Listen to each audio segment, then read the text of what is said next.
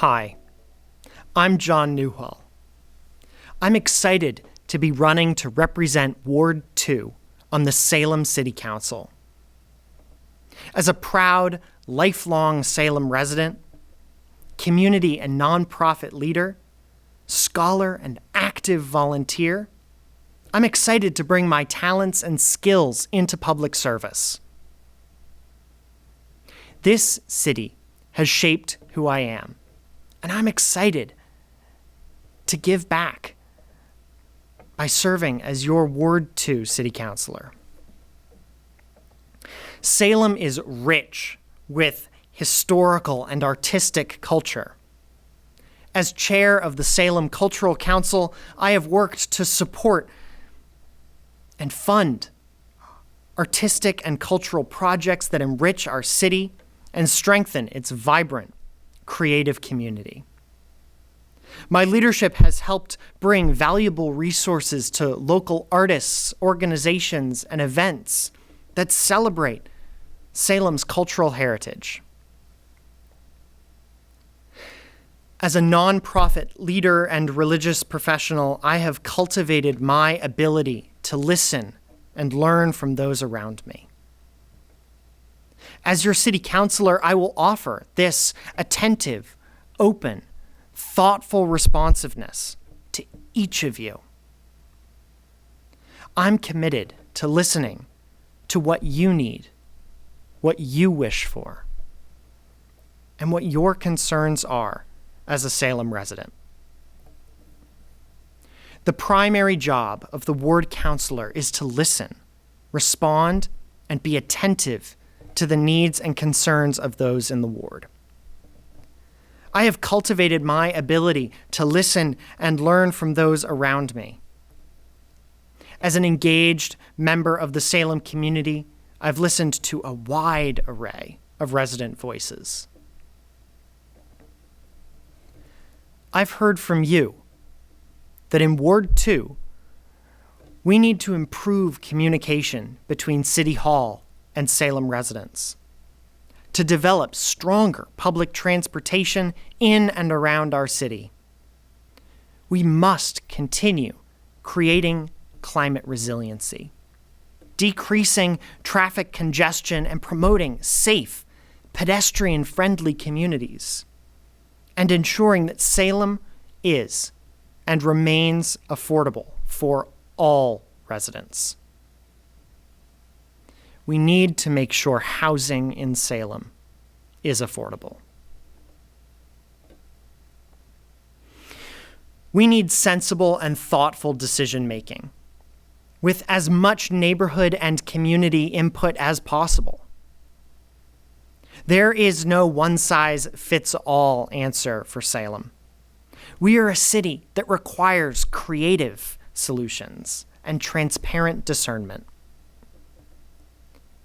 I envision a more accessible, a sustainable, and thriving Salem, dedicated to public service and with a deep love for Salem. I'm ready to bring my leadership and experience to the City Council. By working together, the Salem community can continue to build a future that reflects our needs and our values. I invite you to connect with me and my campaign. Reach out to me. Email me at john@newhallforsalem.com or visit my website, newhallforsalem.com, to learn more about me and about how we can help move Salem forward together. Thank you. Hi, I'm Andrew Smith, and I'm running for Ward 2 City Councilor here in Salem, Massachusetts. Just want to quickly thank the folks at SATV for hosting this opportunity for me to speak with you today. So thank you to them. Look, I grew up in Swampscott and Marblehead. Don't hold that against me, but just know that I've learned the lesson of that. And my wife and I have chosen to raise our 2 kids here in Salem. Really just because of the vibes. We find Salem to be a welcoming, compassionate, open city. It's got a rich history and a unique culture. And I want to really further the work that we've been doing to keep Salem moving forward and add a few ideas of my own to shape what the future might look like here in our city. I want to do it for my children. I want to do it for your children, your children's children, and I especially want to do it for you. My day job, I work as a professor, an actor, and a writer. Now, I believe this puts me in the unique spot of being someone who is able to learn and adapt and always be listening. I approach problems with an open mind, and I'm able to change with new information. You know, as an actor, you're trained to listen and react, and that's really just what a ward counselor does. I believe that this job is all about listening. It's about being accountable. It's about being available, and it's about being attentive, and I know that I can do all three. Further, I tend to sweat the small stuff. Now, that is not a good thing for everyday life, but it's a great thing for a ward counselor. You have to get in the details, and you have to help folks with the smallest of problems or the biggest of problems. Everything matters. And I've been walking around, I've been chatting with you, maybe at your door, maybe at an event, and I have to say there's such a diverse set of opinions across this ward, but we all generally have the same goals. And we all want Salem to get better. And I've been organizing these goals and asking Salem to grow stronger together. All right, so in growth, I want to see our tax base grow, and I want to see it thrive. We can do that in multiple ways, right? It goes beyond building housing just indiscriminately. Housing's an important piece of it, but it has to come from retrofitting older buildings. It has to come from partnering with local developers and landlords to keep money and wealth in Salem and not send our rents across city lines or even across state lines. And it has to come from building the housing that we actually need, right? We need housing. We need deeply affordable housing. We need housing for seniors so they can move out of single-family homes, opening it up for young families. We also need permanent supportive housing to help house our homeless population. So that's why I've gone on record that I support the Harbor Light project, right? And when I walk around, I talk to folks, almost everyone I've talked to has been in support of that project because it's keys, it's homes for the homeless, and it gets folks off the street, and it significantly helps them. Now, what's more controversial part of that project is the other half, the LifeBridge half. And I've been working with LifeBridge and talking to LifeBridge, and I do truly believe that the expansion of the day center and the wraparound services are going to help people that are on the street. We can't just push folks aside and not have a compassionate and openness to treat them and to meet them with. And I believe that this project does just that. Now, we also have to work with the cities and towns around us, right? Salem has been doing this for 4 centuries. We've been a leader on stuff like this. And now we need to make sure that the success of this project leads the way for others to follow.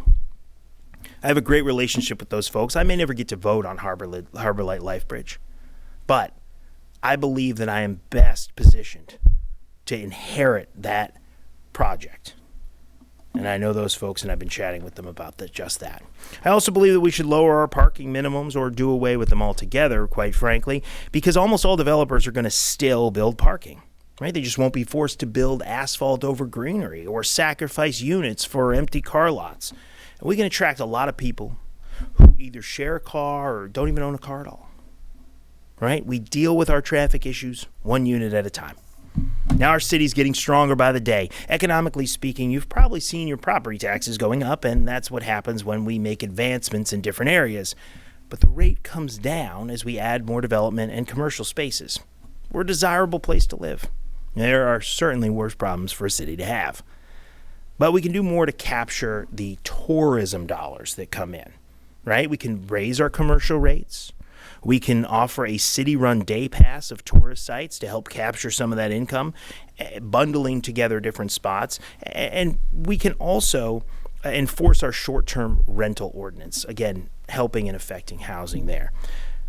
I also want us to raise our city's wealth and earnings potential through stronger jobs, preferably union when possible, and better education for our kids through more flexible curriculums. We've been having these great successes lately with a pilot program at Collins Middle School. Or if you saw recently the almost doubling the passing scores on high school AP exams. Fantastic. Now I want to also look at zoning in order to allow more small local businesses to open where people actually live. increasing our walkability, and keeping money here in Salem.